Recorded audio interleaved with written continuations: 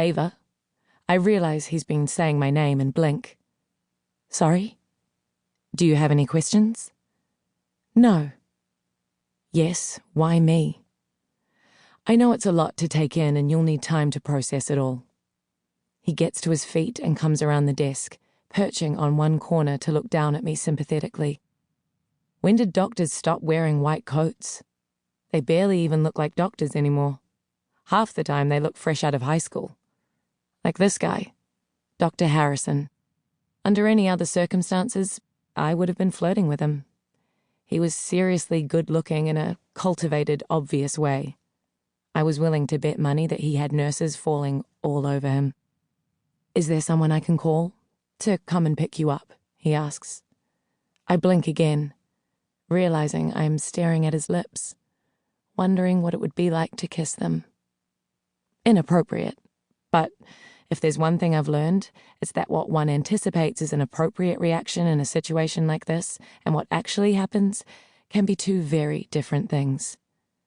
No, thank you, I tell him. I'll be fine. Except I won't. Okay, take a few days to think about what I've said, and then we'll discuss options going forward. I snort bitterly. Options. Discussing options when the end result is unavoidable feels futile. But I don't say that. Ironically, I don't want to hurt him.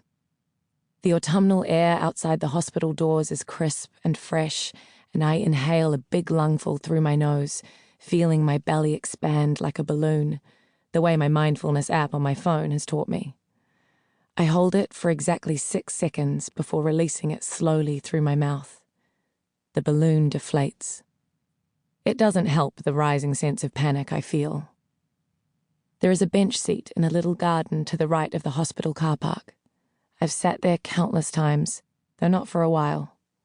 I perched there through seasons, like a watchful bird, when the seat was cold and the ground was hard and frozen. I sat there when the trees that hulked above were barren, and the air hazy with the smoke of 1,000 chimneys. When the ground softened with the first buds of spring and the air became expectant and giddy with new life. On this day, I sit there and observe a carpet of colour as leaves of purple, orange and red litter the ground. Occasionally, a playful gust of wind swirls through and collects them, and they dance away like children, with no reservations. I'll never have a child. I'll never marry. One I always assumed would happen. The other I have dreamt of my entire life.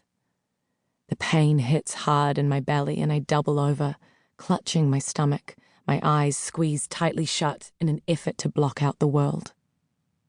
Are you okay?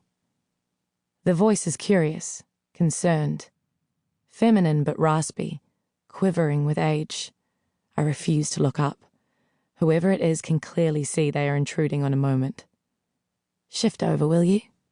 The voice says, somewhat petulantly. Resentfully, I shuffle over on the seat, still without looking up. I feel the air shift as the woman settles in beside me. Do you mind if I smoke? She asks, already flicking with her thumb at her lighter. Clearly her husky voice isn't the result of age alone, and I find myself judging her before remembering I don't like to judge anyone, let alone someone I don't know. On the third flick, it lights, and there is silence for a moment, apart from the sound of her sucking on the end of her cigarette. Immediately she starts coughing, and I finally look up, alarmed. Clad in a dressing gown and slippers, she is clearly a patient of the hospital, escaping on an illicit mission to indulge her frowned-upon habit. Her grey hair is dishevelled and wispy, flattened at the back, and she is hacking and spluttering so hard I half expect to see a lung pop out onto the path at her feet. Are you okay? I ask, unsure whether I should be dashing for help. She holds up a finger, gesturing for me to give her a moment. When she recovers, she nods and takes another suck on her cigarette. This time she manages to breathe it out without the dramatic display. Oh yes, that's better, she nods. That first puff always causes a bit of havoc.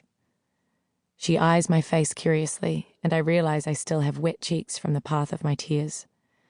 I quickly look back at my feet and wipe them away. Bad news.